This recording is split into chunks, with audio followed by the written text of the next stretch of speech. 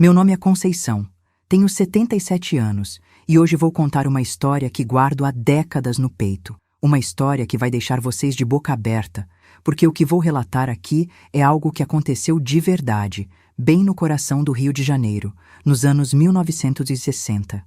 Vocês que estão me ouvindo agora, saibam que estão me dando uma força danada, porque contar isso não é fácil, mas preciso falar, porque outras pessoas precisam saber que não estão sozinhas. Olhem, meus queridos, se vocês se inscreverem no canal, vocês vão estar ajudando outras pessoas como eu a contar suas histórias. E olha só que coisa boa! Todo mês fazemos sorteios para quem mais comenta e dá like. Mas só para quem escreve mesmo, viu? Porque vocês fazem parte dessa família que está crescendo aqui. Eu tinha apenas 5 anos quando minha vida virou um inferno. Minha mãe, coitada, tinha morrido de uma doença que os médicos nem souberam explicar direito naquela época. Meu pai, um homem simples que trabalhava na construção civil, não tinha condições de me criar sozinho. Foi quando apareceu essa família rica, os Mendonça, que disse que ia me adotar e me dar uma vida melhor. Que mentira desgraçada foi essa! Lembro como se fosse hoje do dia que cheguei naquela casa grande em Ipanema. Uma mansão com 3 andares, jardim imenso, piscina, carros importados na garagem. Dona Eulália, a patroa, era uma mulher alta, magra, com cabelos sempre penteados e unhas pintadas de vermelho. Seu Armando, o marido, era um homem gordo que fumava charuto e sempre estava de terno. Eles tinham 2 filhos, Rodrigo, que tinha 8 anos, e Patrícia, de 6. No primeiro dia, Dona Eulália me levou para conhecer a casa. Mostrou os quartos grandes, as salas decoradas, a cozinha moderna. Eu estava encantada, pensando que ia morar numa casa de princesa. Mas quando chegou a hora de me mostrar onde eu ia dormir, ela abriu uma porta que dava para uma escada que descia para o porão. Descemos aqueles degraus escuros e quando acendeu a luz, eu vi uma cama velha, um colchão fino e sujo e uma corrente pendurada na parede. Aqui é onde você vai dormir, Conceição. E olha bem essa corrente, porque toda noite você vai ser presa por ela, para sua própria segurança, entende? Ela falou isso com um sorriso no rosto que me arrepiou todinha. Eu não entendia nada. Era só uma criança. Perguntei se podia ligar para meu pai, e ela riu de um jeito que me deu medo. Seu pai assinou uns papéis, filha. Agora você é nossa. Naquela primeira noite, quando ela desceu para me acorrentar pelo pé, eu chorei tanto que pensei que ia morrer afogada nas próprias lágrimas. A corrente era pesada, fria, e fazia um barulho terrível toda vez que eu me mexia. O porão era úmido, tinha cheiro de mofo, e eu ouvia os ratos correndo durante a madrugada. Mas isso era só o começo do meu sofrimento. O dia seguinte começou às 4 da manhã. Dona Eulália desceu no porão, me soltou da corrente e disse: "Levanta, preguiçosa, tem muito trabalho te esperando." Eu tinha que preparar o café da manhã para toda a família, lavar a louça, limpar toda a casa. 3 andares, gente. Cuidar da roupa, passar, cozinhar o almoço e o jantar. Tudo isso com 5 anos de idade. Minha rotina era um inferno. Acordava às 4, trabalhava até às 10 da noite, quando finalmente podia descer para o porão. Mas antes de ser acorrentada, ainda tinha que preparar as roupas para o dia seguinte e deixar tudo organizado. Eu não.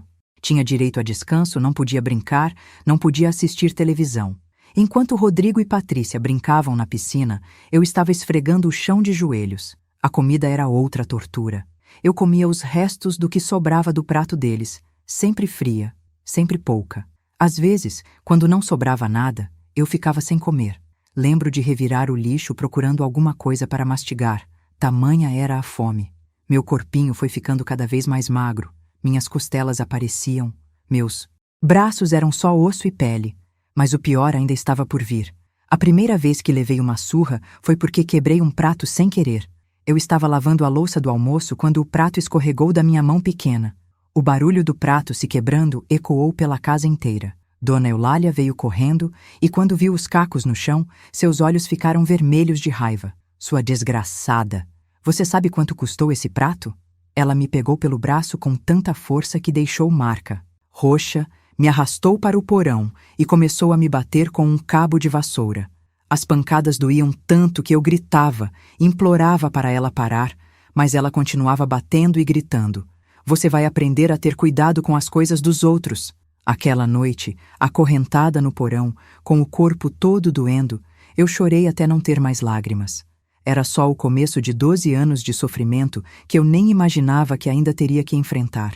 Mas vocês precisam saber o resto dessa história, porque é importante que histórias como a minha nunca sejam esquecidas.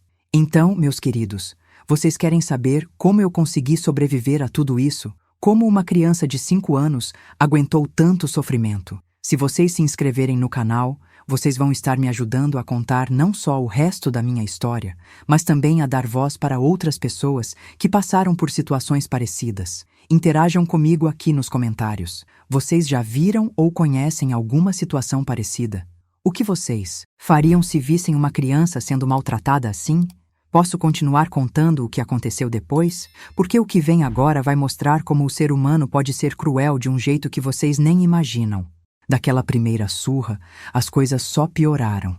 Dona Eulália descobriu que eu tinha medo de escuro, então começou a me trancar no porão durante o dia também, sempre que eu fazia alguma coisa que ela não gostava. E olha que qualquer coisinha era motivo para castigo. Se eu demorasse para varrer um cômodo, se a comida ficasse com pouco sal, se eu tropeçasse na escada, qualquer coisa virava desculpa para me bater e me deixar horas no escuro. O porão era um lugar que me dava arrepios só de pensar. Tinha uma umidade danada, as paredes eram de tijolo aparente, cheias de fungos e bichos. Tinha uma janelinha pequena no alto, mas estava sempre fechada. A luz era de uma lâmpada fraca que ficava balançando no teto. O cheiro era de mofo misturado com rato morto, um cheiro que grudava na minha roupa e na minha pele. Minha cama era um colchão velho jogado no chão, com lençóis rasgados e manchados. A corrente que me prendia todas as noites era grossa, pesada, e deixava minha perna sempre machucada. Eu tentava enrolar um pano na perna para não machucar tanto, mas Dona Eulália sempre descobria e tirava, dizendo que eu estava se fazendo de coitada. As manhãs começavam sempre do mesmo jeito. Às 4 da manhã, ela descia no porão fazendo um barulho danado na escada, acendia a luz de uma vez e gritava: "Levanta, sua preguiçosa! Tem trabalho esperando!" Eu acordava sempre assustada, com o coração disparado, porque nunca sabia se ela ia descer brava ou se ia me bater logo cedo. Meu primeiro trabalho era preparar o café da manhã para a família. Tinha que fazer café fresquinho, esquentar o leite, torrar o pão, fazer ovos mexidos, cortar frutas, pôr a mesa com toalha limpa, guardanapos dobrados, tudo certinho. Enquanto isso, eu estava morta de fome, com a barriga roncando alto, mas não podia nem chegar perto da comida. Depois que a família tomava café, eu recolhia tudo, lavava a louça, limpava a cozinha e começava a faxina da casa. 3 andares, gente. Tinha que varrer, passar pano, tirar o pó dos móveis, arrumar as camas, organizar os quartos, limpar os banheiros. Tudo isso com as mãos pequenas de criança, subindo e descendo escada o dia inteiro. O que mais me doía era ver Rodrigo e Patrícia brincando. Eles tinham brinquedos caros, bicicletas, bonecas lindas, jogos eletrônicos, brincavam na piscina, viam televisão, comiam doces. E eu ali, trabalhando sem parar, olhando aquilo tudo de longe. Às vezes, quando eles não estavam por perto, eu pegava uma boneca deles para brincar rapidinho, mas sempre com medo de ser pega. Um dia, Dona Eulália me pegou brincando com uma boneca da Patrícia. Nossa Senhora, a surra que ela me deu foi terrível. Ela me bateu tanto que eu fiquei com o corpo todo roxo, com marcas que demoraram semanas para sarar. Você não é filha, você é empregada. Empregada não brinca, trabalha. Ela gritava isso enquanto me batia com o chinelo. As refeições eram uma tortura à parte. Eu tinha que servir a família, ficar em pé ao lado da mesa esperando se alguém precisava de alguma coisa, e só depois que eles terminavam de comer é que eu podia comer os restos. Às vezes sobrava um pouquinho de arroz grudado na panela, um pedaço de carne dura que ninguém quis, uma fruta machucada. Eu comia tudo com uma gratidão que hoje me dá até vergonha de lembrar. Muitas vezes não sobrava nada, e eu ficava o dia inteiro sem comer. Lembro de uma vez que fiquei 3 dias só tomando água, porque a família tinha recebido visitas e comido tudo. Eu estava tão fraca que quase desmaiei limpando o banheiro. Mas quando contei para a dona Eulália que estava passando mal de fome, ela riu e disse: criança pobre está acostumada com pouco mesmo. As roupas que eu usava eram sempre as mesmas. 2 vestidos velhos, rasgados, que ficavam cada vez mais apertados conforme eu crescia. Eu mesma tinha que lavar minhas roupas, mas só podia usar o sabão que sobrava depois de lavar as roupas da família. Às vezes ficava sem sabão, então lavava só com água mesmo. O banho era outro sofrimento. Eu só podia tomar banho uma vez por semana, sempre com água gelada, no tanque do quintal. Dona Eulália dizia que criança pobre não precisava de água quente, que isso era luxo. No inverno, eu tremia tanto que meus dentes batiam, mas não adiantava reclamar, porque ela dizia que quem reclama fica sem banho por 2 semanas. Seu Armando era diferente da mulher, mas não era melhor. Ele fingia que não via nada, que não sabia de nada. Quando eu estava apanhando, ele subia o som da televisão ou saía de casa. Às vezes ele me olhava com um olhar estranho que me dava medo, mas nunca fez nada demais comigo. Acho que ele tinha medo da própria mulher também. Rodrigo e Patrícia me tratavam como se eu fosse um brinquedo. Mandavam eu fazer coisas para eles, me chamavam de nossa escrava, riam quando eu apanhava. Patrícia era pior que Rodrigo. Sempre inventava mentiras para me prejudicar. Dizia para a mãe que eu tinha quebrado alguma coisa, que eu tinha falado alguma coisa ruim, só para ver eu apanhando. O que mais me machucava era quando chegavam visitas em casa. Dona Eulália me mandava ficar no porão, trancada, para ninguém me ver. Ela dizia para as visitas que tinha uma filha adotiva, mas que eu estava estudando fora ou visitando parentes. Eu ficava horas ouvindo risadas, música, conversas, e ali embaixo, sozinha, acorrentada, com fome e frio. Houve uma noite que mudou tudo para pior. Eu tinha uns 9 anos quando Dona Eulália descobriu que eu tinha tentado fugir. Eu não tinha fugido de verdade, só tinha saído no quintal para pegar uma manga que tinha caído da árvore, porque estava com muita fome. Mas ela viu pela janela e achou que eu estava tentando pular o muro. A surra dessa vez foi diferente. Ela me bateu com um fio de ferro, me deixou sangrando, e depois me trancou no porão por uma semana inteira. Uma semana. Só me dava água e um pedaço de pão seco por dia. Eu pensei que ia morrer ali, sozinha, no escuro. Foi quando eu percebi que precisava ser mais esperta, se quisesse sobreviver. Meus queridos que estão ouvindo, vocês conseguem imaginar uma criança passando por tudo isso? Se vocês se inscreverem no canal, vocês vão estar ajudando outras pessoas a contar suas histórias e a encontrar força para seguir em frente. Me digam aqui nos comentários, vocês acham que eu devia ter tentado pedir ajuda para alguém? O que vocês fariam no meu lugar? Mas esperem, porque ainda não contei o pior. O que vem agora vai mostrar como eu comecei a planejar minha fuga e como descobri que não era a primeira criança que passava por isso naquela casa. Mendonça eram ainda mais cruéis do que eu imaginava. Tudo começou numa tarde de domingo. Eu estava limpando o sótão, um lugar que raramente me mandavam ir, quando encontrei uma caixa velha escondida atrás de uns móveis empoeirados. Dentro dessa caixa tinha fotografias antigas, documentos amarelados e uma coisa que me gelou o sangue. Certidões de óbito de 3 crianças, todas com idades entre 6 e 12 anos, todas que tinham morado com os Mendonça nos últimos 15 anos. As fotografias mostravam outras crianças, todas magrinhas, com o mesmo olhar triste que eu via no espelho. Tinha uma menina chamada Rosa, que tinha morrido aos 7 anos de pneumonia. Um menino chamado João, que morreu aos 10 anos de desnutrição. E uma menina chamada Maria, que morreu aos 9 anos de acidente doméstico. Todos tinham chegado ali como eu, adotados por essa família maldita. Quando vi aquelas certidões, meu coração quase parou. Eu entendi que podia ser a próxima, que se eu não fizesse alguma coisa, ia acabar como eles. Mas eu era só uma criança, não sabia como fugir, não conhecia ninguém fora daquela casa. Minha única esperança era esperar crescer um pouco mais e planejar direito minha fuga. Nessa mesma época, as surras ficaram ainda piores. Dona Eulália tinha conseguido uma vara de marmelo que doía muito mais que o chinelo ou o cabo de vassoura. Ela dizia que era para me educar direito, que eu estava ficando respondona e preguiçosa. Qualquer coisa que eu fizesse errado resultava em pancadas com aquela vara maldita. Uma vez, eu derrubei uma xícara de porcelana fina sem querer. A surra foi tão violenta que eu fiquei com marcas no corpo por mais de um mês. Dona Eulália me bateu até cansar, gritando que eu era uma desgraçada, uma inútil, que não sabia cuidar de nada. Depois me trancou no porão por 3 dias seguidos, só com água e pão seco.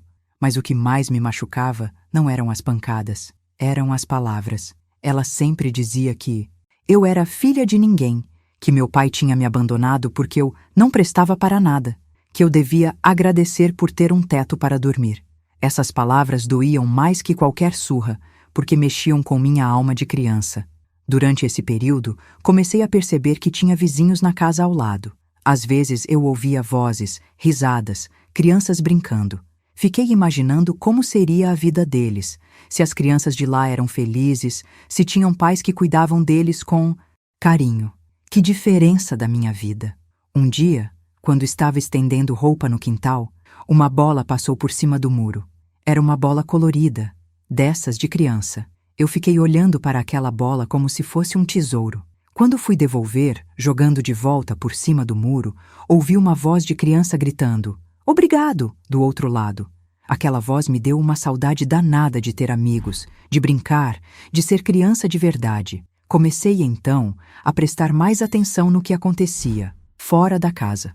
Quando ia ao portão buscar o leite que o leiteiro deixava, eu olhava a rua com olhos curiosos. Via crianças indo para a escola, todas arrumadas, com mochilas nas costas, conversando e rindo. Eu sonhava em ser como elas, em ter uma vida normal. Foi nessa época que Dona Eulália começou a me levar para fazer compras no mercado. Mas não era por bondade, era porque ela tinha descoberto que eu era útil para carregar as sacolas pesadas. Eu ia sempre atrás dela, carregando peso, sem poder falar com ninguém. Ela me avisava antes de sair. Se você abrir a boca para qualquer pessoa, quando voltarmos você vai apanhar tanto que vai ficar uma semana sem andar. Mesmo assim, essas saídas eram minha única oportunidade de ver o mundo lá fora. Eu via outras famílias, via crianças com seus pais, via gente normal vivendo uma vida normal. Isso me dava esperança de que existia uma vida melhor em algum lugar. No mercado, eu sempre ficava com vergonha da minha aparência. Meus vestidos eram velhos, rasgados, eu estava sempre magra demais, com o cabelo mal cortado. As pessoas me olhavam com pena. Algumas até perguntavam para Dona Eulália se eu estava bem. Ela sempre respondia com um sorriso falso.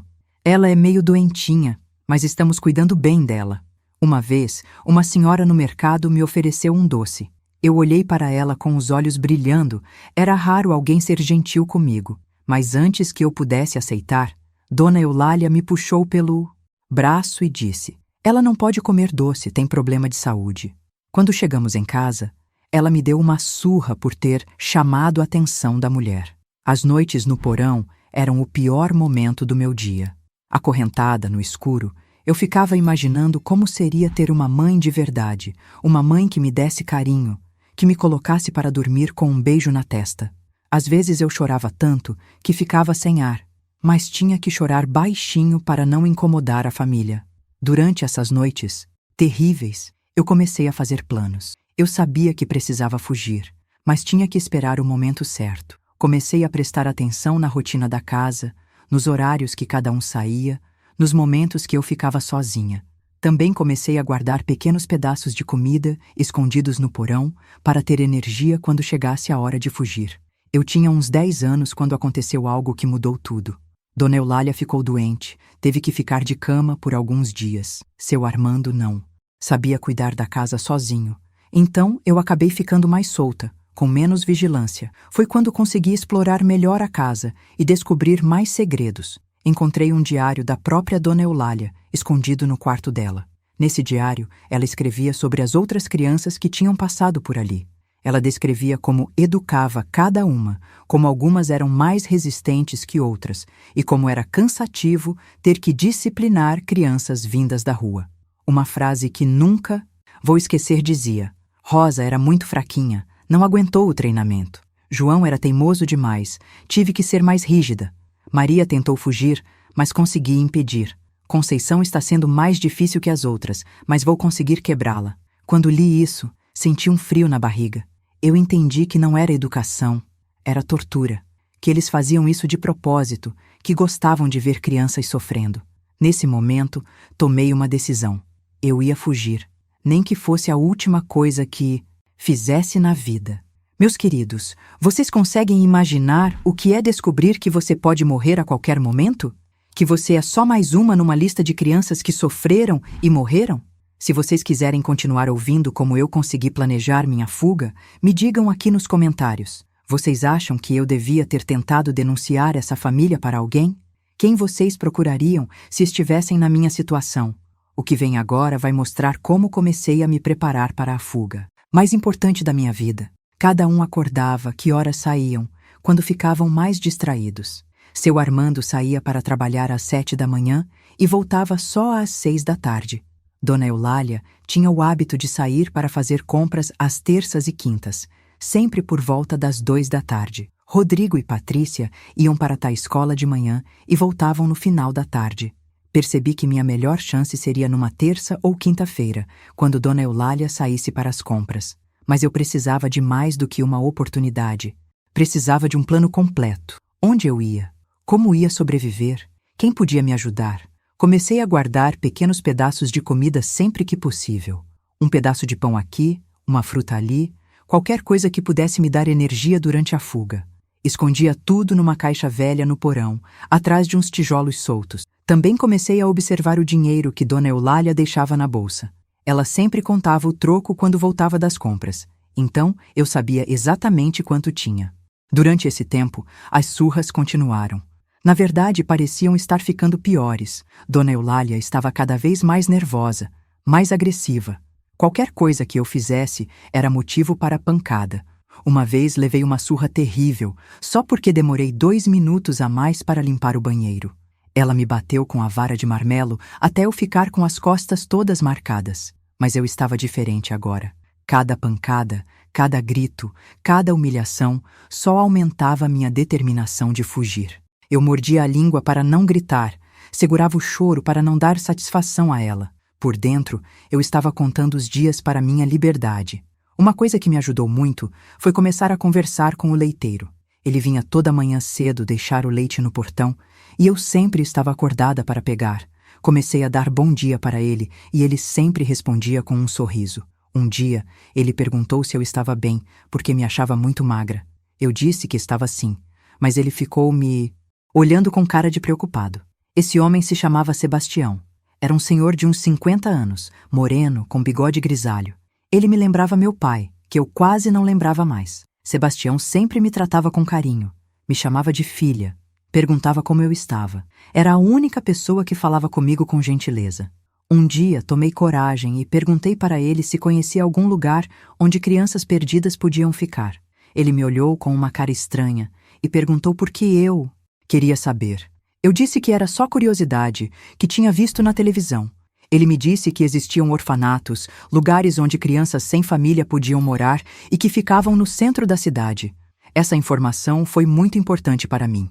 Eu sabia que se conseguisse chegar no centro da cidade, talvez encontrasse um desses lugares. Comecei a perguntar para Sebastião sobre como ir para o centro, dizendo que era para um trabalho da escola.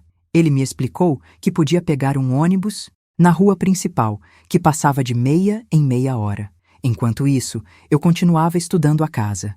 Descobri que tinha uma janela no banheiro do 2º andar, que dava para o quintal dos vizinhos. Era pequena, mas eu era magra o suficiente para passar. Também descobri que o portão da frente tinha uma fechadura que dava para abrir por dentro, sem chave. Meu plano estava ficando mais claro. Eu ia fugir numa quinta-feira, quando Dona Eulália saísse para as compras. Ia pegar um pouco do dinheiro dela, sair pelo portão da frente, pegar o ônibus para o centro da cidade e procurar um orfanato. Não era um plano perfeito, mas era tudo que eu tinha. Mas antes de executar o plano, aconteceu algo que quase estragou tudo. Dona Eulália encontrou minha reserva de comida no porão. Ela ficou uma fera, gritando que eu era uma ladra, uma ingrata.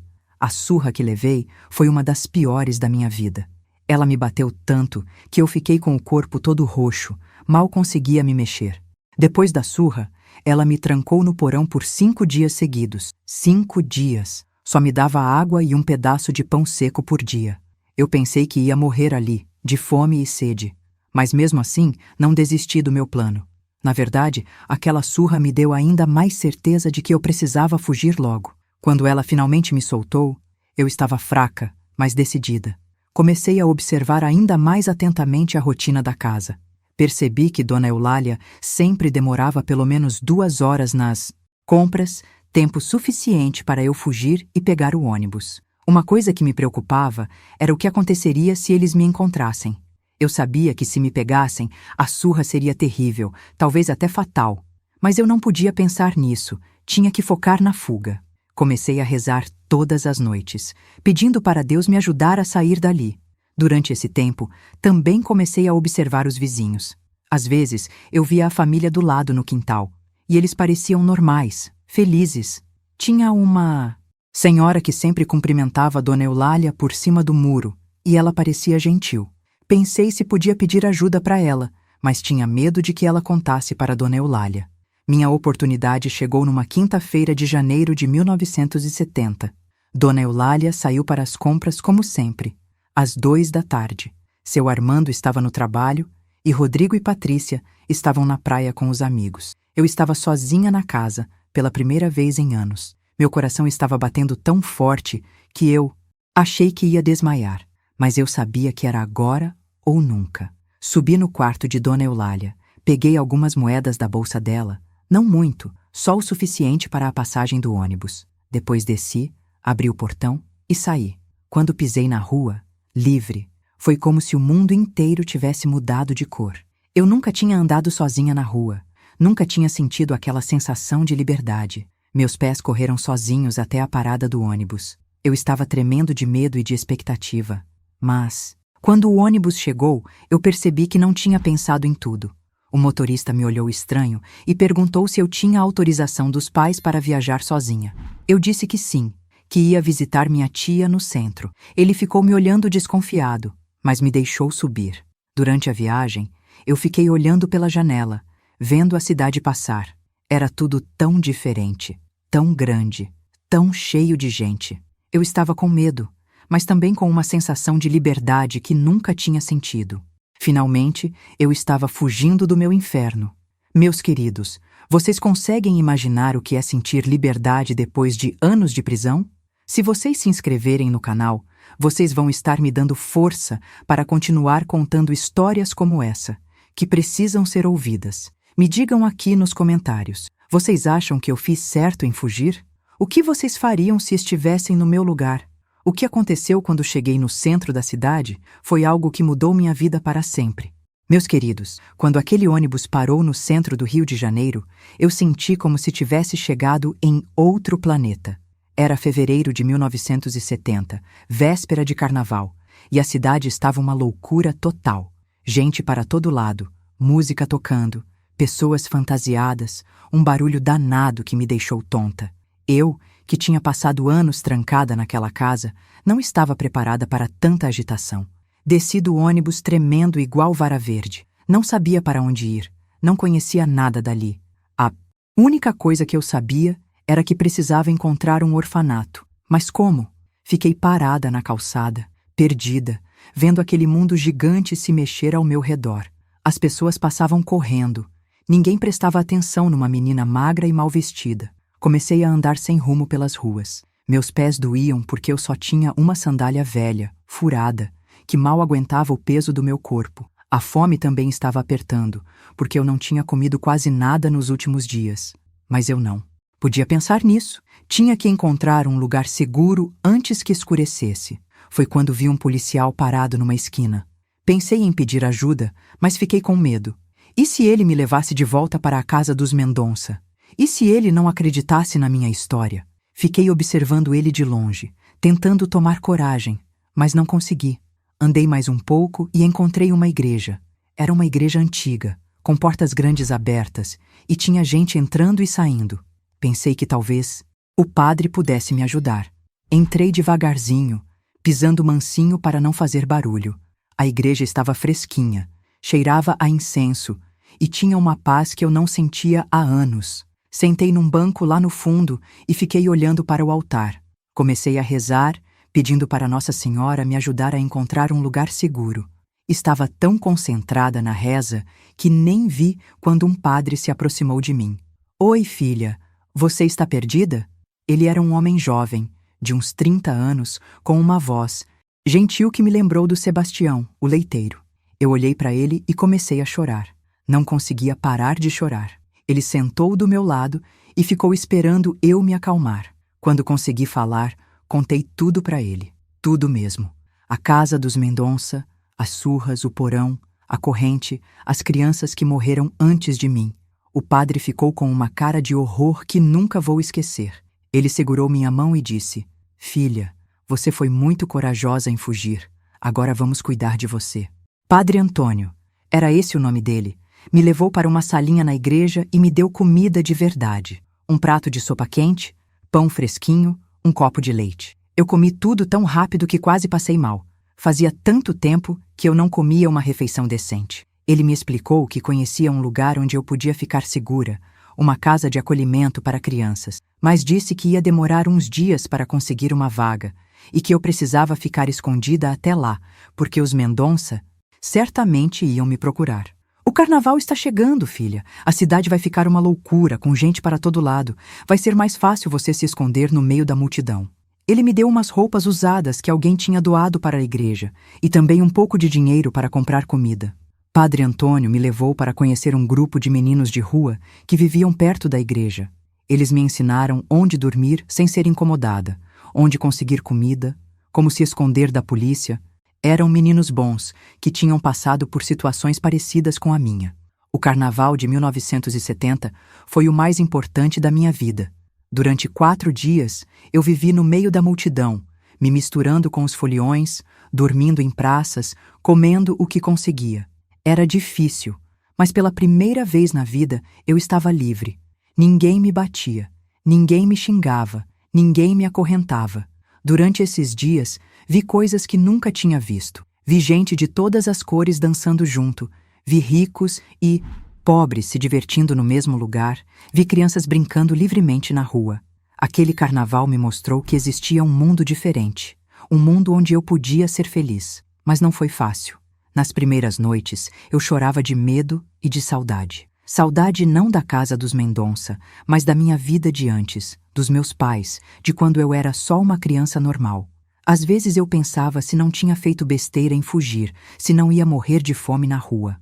No terceiro dia de carnaval, aconteceu algo que quase estragou tudo. Eu estava numa praça, vendo um bloco passar, quando vi de longe uma mulher que parecia com Dona Eulália. Meu coração quase parou. Corri e me escondi atrás de uma árvore, tremendo de medo. Ficou que não era ela, mas o susto me fez lembrar que eu ainda não estava completamente segura. Foi quando conheci Dona Joana, uma senhora que vendia quitutes na rua durante o carnaval. Ela me viu escondida atrás da árvore e perguntou se eu estava bem. Contei que estava perdida. E ela, com o coração bom que tinha, me deu comida e me deixou dormir na barraca dela durante a noite. "Menina, você está muito magra. Quando foi a última vez que comeu direito?" Ela me olhava com carinho, como se fosse minha avó. Pela primeira vez em anos, alguém estava se preocupando comigo de verdade. Dona Joana me deu banho, me penteou, me tratou como gente. No último dia de carnaval, Padre Antônio apareceu na praça me procurando. Ele tinha conseguido uma vaga para mim na casa de acolhimento. "Vamos, filha, sua nova vida está começando." Eu me despedi de Dona Joana chorando, prometendo que um dia ia voltar para agradecer tudo que ela fez por mim. A casa de acolhimento era bem diferente da casa dos Mendonça. Era um lugar simples, mas cheio de carinho. Tinha outras crianças que tinham passado por situações difíceis, e todas eram tratadas com respeito. Pela primeira vez em anos, eu dormi numa cama de verdade, sem correntes, sem medo. As freiras que cuidavam da casa me trataram com muito carinho. Irmã Conceição, que tinha o mesmo nome que eu, se tornou como uma mãe para mim. Ela me ensinou a ler direito, me ensinou sobre higiene, sobre como se comportar em sociedade. Eu estava aprendendo a ser criança de novo, Mas o mais importante era a sensação de segurança. Pela primeira vez em anos, eu podia dormir sem medo, podia comer sem pressa, podia brincar com outras crianças.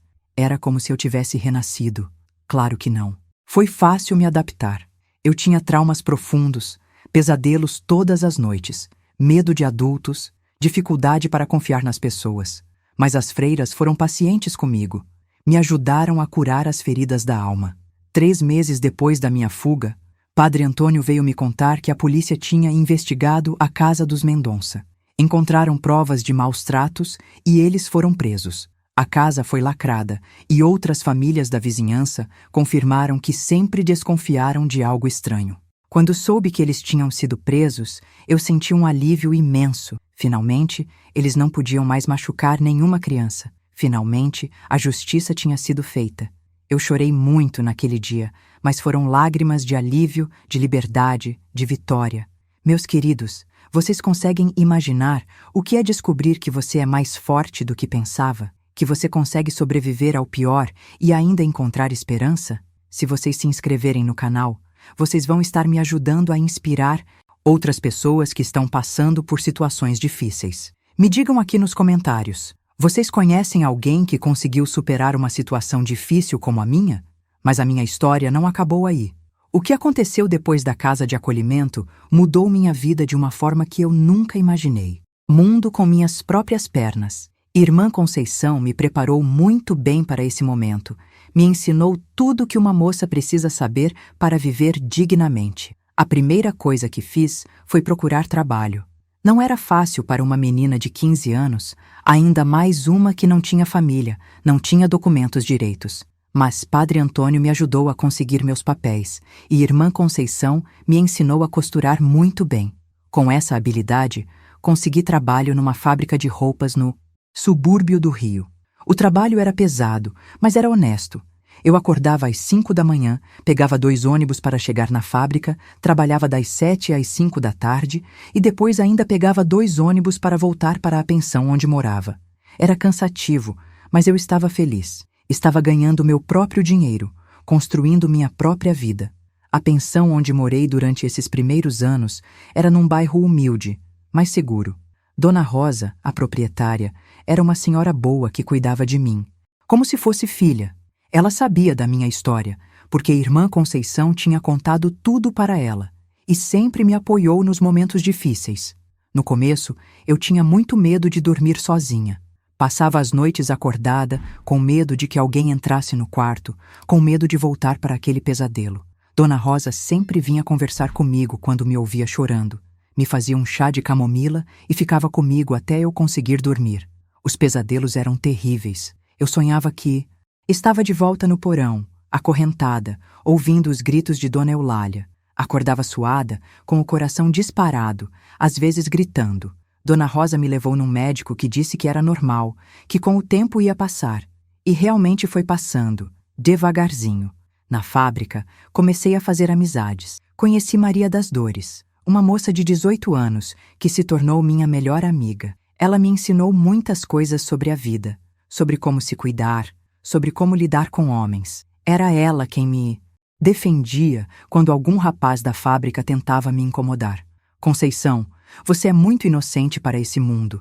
Tem que aprender a se defender, a não deixar ninguém te maltratar. Maria das Dores falava isso sempre, porque percebia que eu tinha dificuldade para me impor, para dizer não.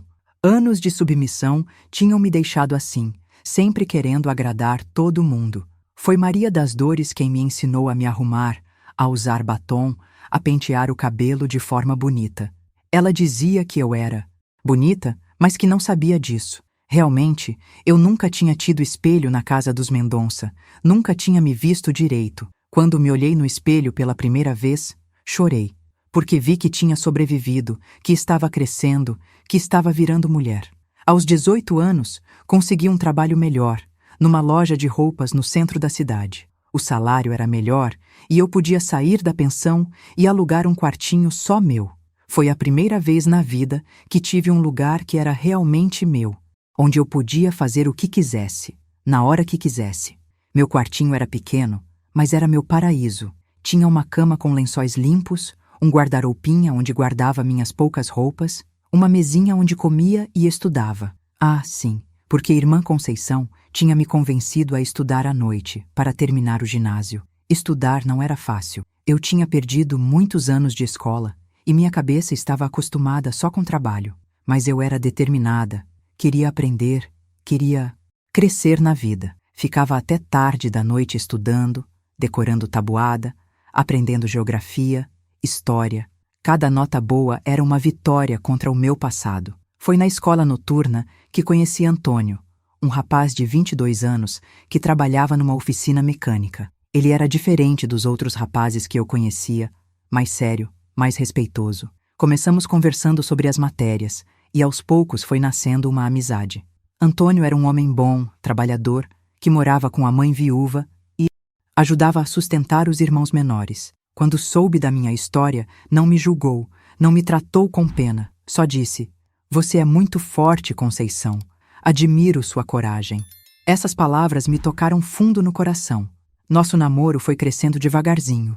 Eu tinha muito medo de me relacionar com homens, por causa de tudo que tinha passado. Mas Antônio foi paciente, respeitoso, nunca me forçou a nada. Ele entendeu que eu precisava de tempo para confiar, para me entregar. Quando completei 20 anos, Antônio me pediu em casamento. Eu fiquei muito feliz, mas também com medo. Casamento significava confiar completamente em alguém, dividir a vida com alguém. Conversei muito com Irmã Conceição, que me aconselhou a seguir meu coração. Nosso casamento foi simples, na igreja onde Padre Antônio celebrou a cerimônia. Dona Rosa foi minha madrinha, Maria das Dores foi minha dama de honra, e as freiras da casa de acolhimento foram minha família. Foi um dia muito emocionante, porque eu estava começando uma família de verdade, uma família baseada no amor e no respeito. A vida de casada trouxe novos desafios. Eu tinha que aprender a dividir o espaço, a tomar decisões junto com outra pessoa, a confiar plenamente em alguém. Às vezes, eu tinha crises de pânico, principalmente quando Antônio levantava a voz por algum motivo. Ele aprendeu a falar sempre baixo comigo, a me acalmar quando eu ficava nervosa. Nosso primeiro filho nasceu quando eu tinha 23 anos, quando segurei aquele bebezinho nos braços. Eu chorei como nunca tinha chorado na vida. Era meu filho, meu sangue, e eu ia dar a ele todo o amor que eu nunca tive. Ia protegê-lo, cuidar dele, fazer ele se sentir seguro e amado. Ser mãe me curou de muitas feridas. Cada vez que embalava meu filho para dormir, cada vez que dava banho nele, cada vez que brincava com ele, eu estava curando a criança ferida que existia dentro de mim. Estava dando para ele tudo que eu sempre quis ter. Tivemos mais 2 filhos depois, e cada um deles trouxe mais alegria para a nossa casa. Eu me tornei uma mãe muito carinhosa, mas também muito protetora. Sempre ficava preocupada quando eles saíam. Sempre queria saber onde estavam, com quem estavam. Antônio às vezes dizia que eu era exagerada, mas ele entendia por quê. Nunca bati nos meus filhos, nem uma palmadinha. Eduquei eles conversando, explicando, dando exemplo. Quando eles faziam algo errado, eu sentava, olhava nos olhos deles e explicava que aquilo estava errado. Eles cresceram sabendo que eram amados, que eram respeitados, que eram importantes. Quando meus filhos perguntavam sobre minha família, sobre os avós deles, eu sempre dizia que eles tinham morrido quando eu era pequena. Não estava mentindo completamente, porque meus pais de verdade tinham morrido mesmo. Mas eu nunca contei sobre os Mendonça, sobre o que passei naquela casa. Não queria que eles carregassem esse peso. Durante esses anos, consegui terminar os estudos e até fazer um curso de corte e costura mais avançado. Abri meu próprio ateliê em casa, fazendo roupas por encomenda. O negócio cresceu e conseguimos comprar nossa casa própria, dar boa educação para os meninos. A vida estava sendo boa para mim. Eu tinha uma família que me amava, um trabalho que me realizava, uma casa que era minha. Mas sempre havia uma sombra do passado, uma ferida que nunca cicatrizava completamente. Às vezes, no meio da noite, eu ainda acordava com pesadelos. Foi só aos 40 anos que tomei coragem de procurar ajuda profissional. Comecei a fazer terapia com uma psicóloga que me ajudou muito a entender meus traumas, a processar tudo o que tinha vivido. Foi um trabalho longo, doloroso, mas necessário. Durante a terapia, descobri que não era culpa minha nada do que tinha acontecido. Por anos eu carreguei uma culpa, achando que podia ter feito algo diferente, que podia ter impedido aquele sofrimento. A psicóloga me ajudou a entender que eu era só uma criança, que fiz o que pude para sobreviver. Meus queridos, vocês conseguem imaginar como é reconstruir uma vida depois de tanta destruição? Como é aprender a amar e a confiar depois de tanta crueldade? Se vocês se inscreverem no canal, vocês vão estar me ajudando a mostrar para outras pessoas que é possível sim superar qualquer trauma, qualquer sofrimento. Me digam aqui nos comentários. Vocês conhecem alguém que conseguiu reconstruir a vida depois de uma situação difícil? O que vocês acham que ajuda uma pessoa a se curar de traumas tão profundos? O que vou contar agora vai mostrar como decidi quebrar o silêncio e usar minha história para ajudar outras pessoas. Experiência poderia salvar outras crianças. Tudo começou quando vi uma reportagem no jornal sobre uma menina de 8 anos que tinha sido encontrada pelos vizinhos, magra, machucada, trabalhando como escrava doméstica numa casa de família rica em Copacabana. Quando li aquela notícia, foi como se tivesse levado um soco no estômago. Aquela menina era eu, 30 anos depois. Não consegui dormir durante dias pensando naquela criança. Ficava imaginando se ela estava passando pelas mesmas coisas que eu passei. Se estava acorrentada à noite, se apanhava todos os dias. Foi quando percebi que meu silêncio podia estar custando a vida de outras crianças. Conversei com Antônio sobre minha decisão de falar publicamente. Ele ficou preocupado, porque sabia como era doloroso para mim relembrar aqueles tempos. Conceição, você tem certeza? Isso vai mexer com feridas que você levou anos para curar. Mas eu estava decidida. Se minha história pudesse salvar uma criança sequer, valia a pena. Todo o sofrimento. O primeiro passo foi procurar aquele jornalista que tinha escrito a reportagem sobre a menina. Marquei um encontro com ele e contei minha história toda. Ele ficou chocado, disse que nunca tinha ouvido algo tão terrível. Perguntou se eu tinha coragem de dar uma entrevista para o jornal. A entrevista foi publicada numa página inteira do jornal, com o título Eu fui escrava doméstica por 12 anos. A repercussão foi enorme.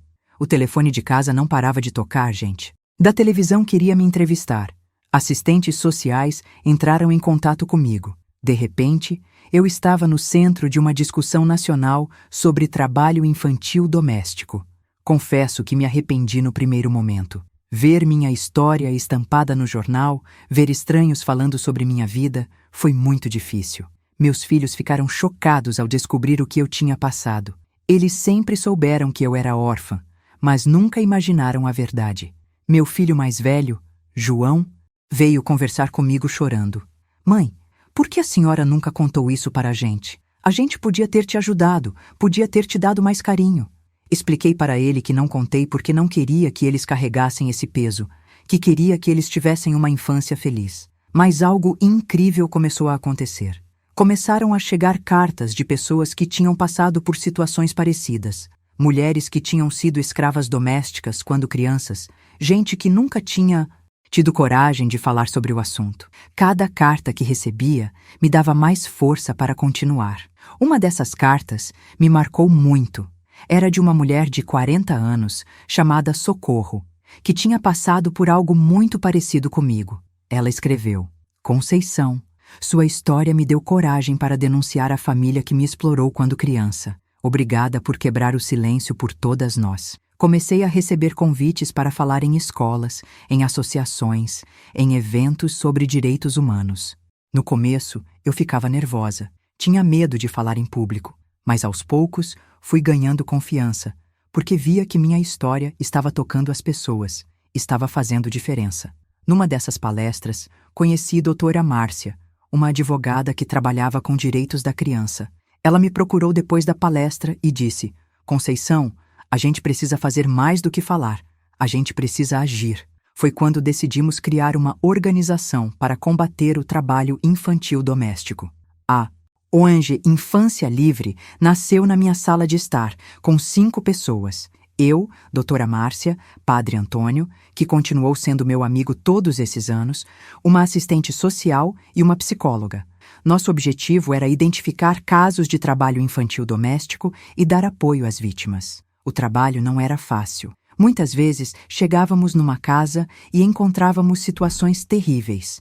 Crianças de 6, 7 anos trabalhando 15 horas por dia, dormindo no chão, apanhando, passando fome.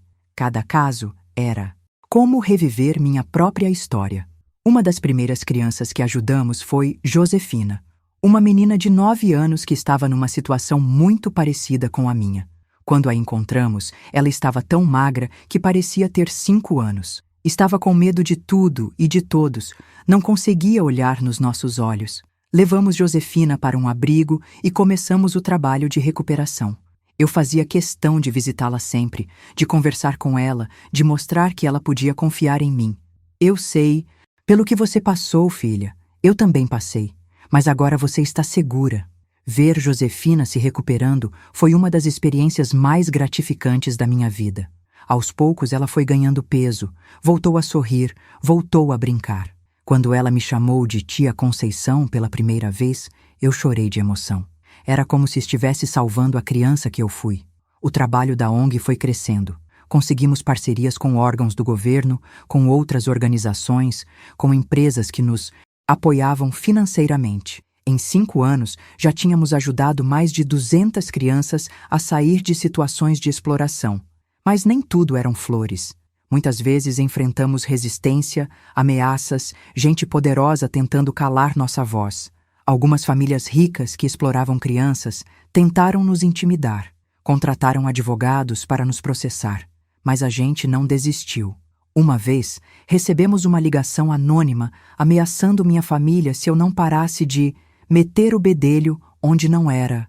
Chamada. Fiquei com muito medo, porque sabia que essas pessoas eram capazes de qualquer coisa. Mas Antônio me deu força. Conceição, se você parar agora, quantas crianças vão continuar sofrendo? Em 2000, nossa ONG ganhou um Prêmio Nacional de Direitos Humanos. Eu fui a Brasília receber o prêmio. E foi muito emocionante estar lá, representando todas as crianças que um dia foram como eu. No discurso, eu disse: este prêmio não é meu, é de todas as crianças que tiveram coragem de denunciar, de todas que conseguiram escapar do inferno. Durante esses anos de ativismo, reencontrei algumas pessoas do meu passado. Padre Antônio continuou sendo um grande apoiador do nosso trabalho. Irmã Conceição, já velhinha, ficou muito orgulhosa quando soube do que eu estava fazendo. Sempre soube que você ia fazer a diferença no mundo, filha. Também tentei encontrar notícias sobre os Mendonça. Descobri que Dona Eulália tinha morrido na prisão em 1975, alguns anos depois de ser presa. Seu Armando também tinha morrido, em 1980. Rodrigo e Patrícia tinham mudado de nome e se mudado para outro estado. De certa forma, foi um alívio saber que eles não podiam mais machucar ninguém. Em 2005, o governo brasileiro criou uma lei mais rigorosa contra o trabalho infantil doméstico e nossa ONG foi consultada na elaboração dessa lei. Foi uma vitória enorme, porque significava que crianças como eu teriam mais proteção legal. Mas o mais importante para mim sempre foram as histórias individuais. Cada criança salva, cada família orientada, cada denúncia que resultava numa criança sendo retirada de uma situação de exploração. Isso sim fazia meu coração vibrar de alegria. Uma das coisas mais difíceis do meu trabalho era lidar com as próprias emoções. Cada caso que atendia mexia comigo, me fazia lembrar do que passei. Muitas vezes voltava para casa chorando, revivendo meus próprios traumas. A terapia continuou sendo fundamental para me manter equilibrada. Antônio sempre foi meu porto seguro durante esses anos. Quando eu chegava em casa destruída emocionalmente, ele me abraçava, me acalmava, me lembrava de todos os progressos que estávamos fazendo. Olha quantas crianças você já salvou, Conceição.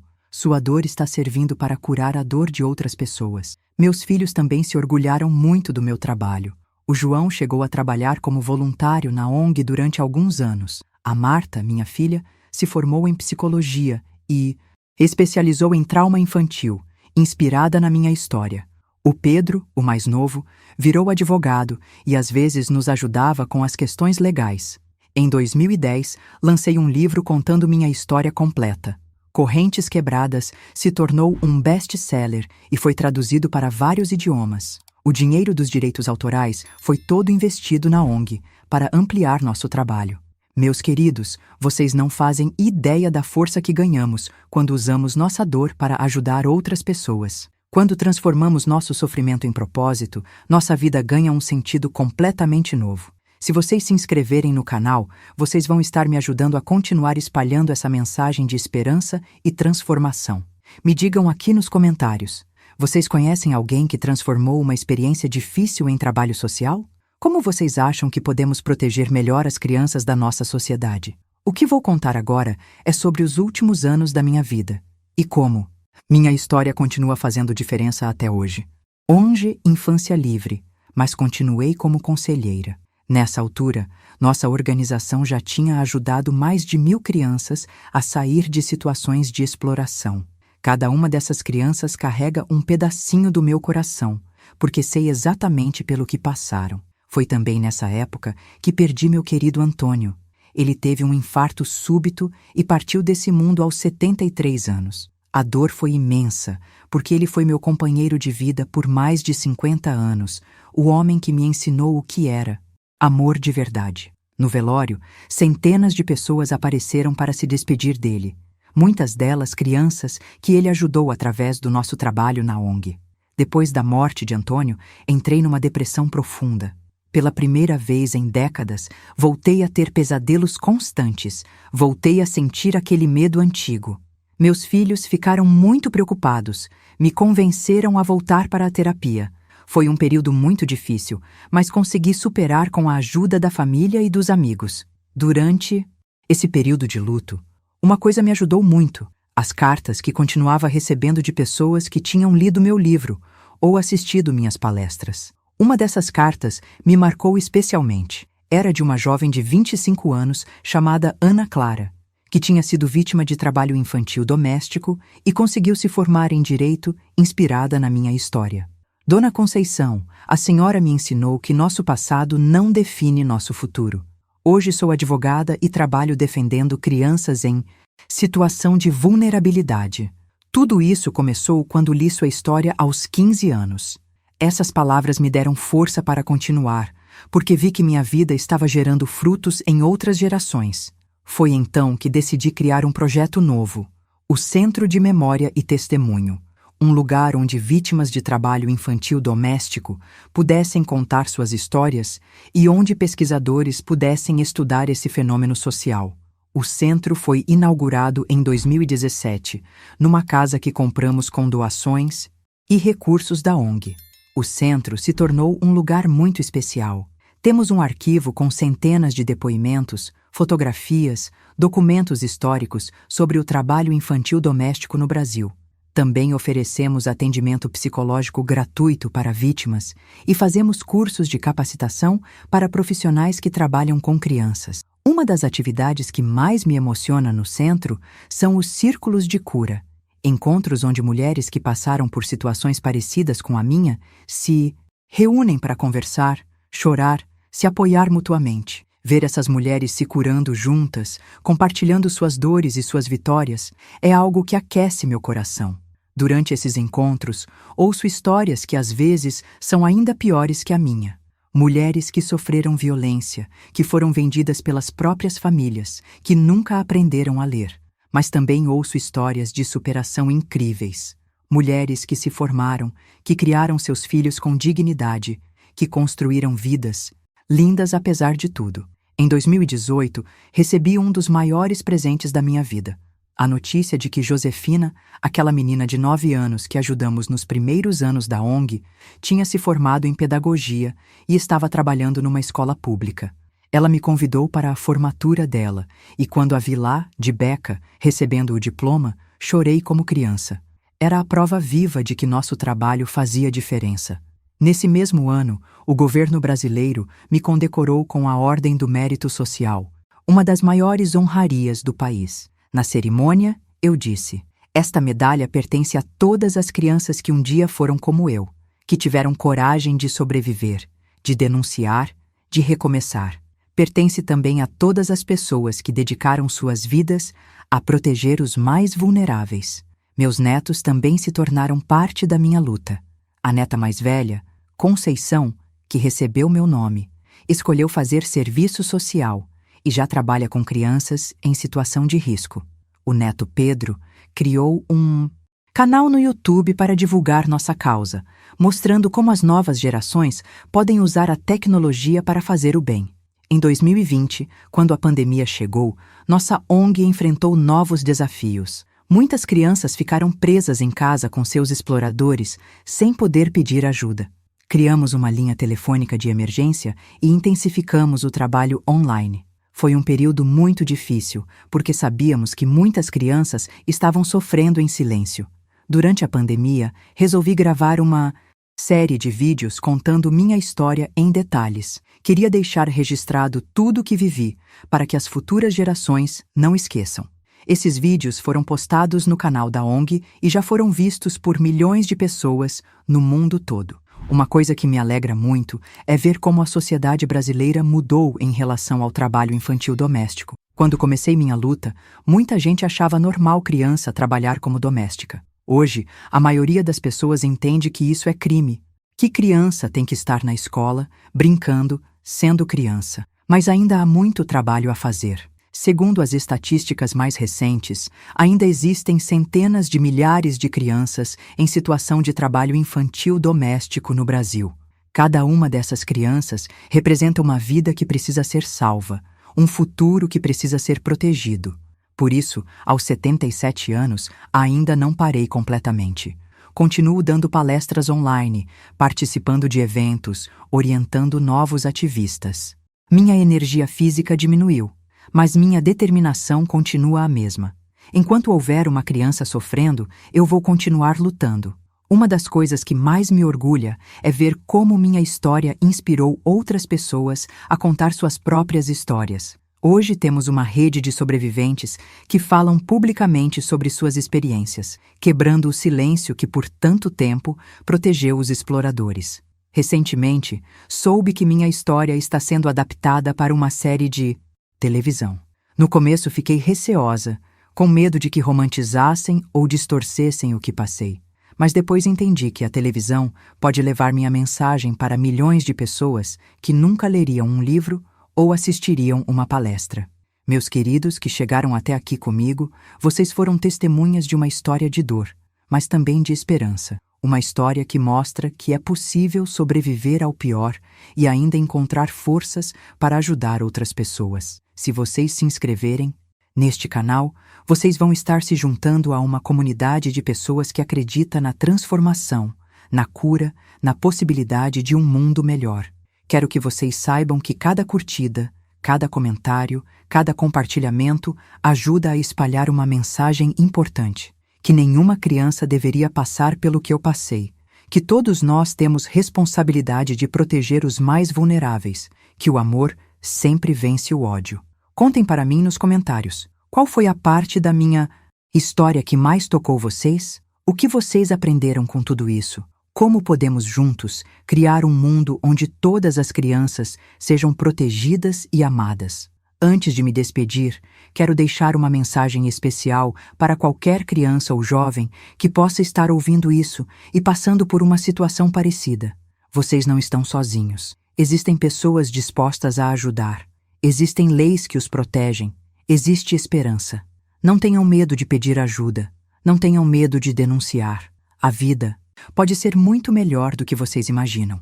E para os adultos que estão ouvindo, prestem atenção nas crianças ao redor de vocês. Se virem alguma coisa estranha, uma criança muito magra, muito calada, que não vai à escola, não fechem os olhos. Uma ligação para o conselho tutelar pode salvar uma vida. Minha história está chegando ao fim, mas a luta continua.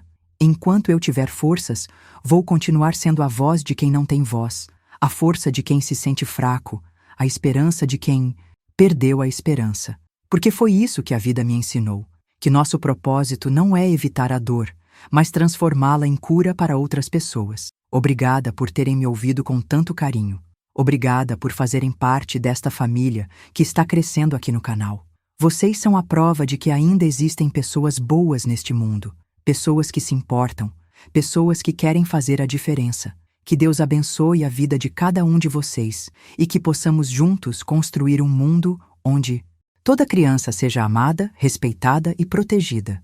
Um mundo onde histórias como a minha sejam só memórias do passado, nunca mais realidade do presente. Se inscrevam no canal, compartilhem esta história, espalhem amor por onde passarem. Juntos somos mais fortes. Juntos podemos mudar o mundo. Com todo o meu amor e gratidão, Conceição.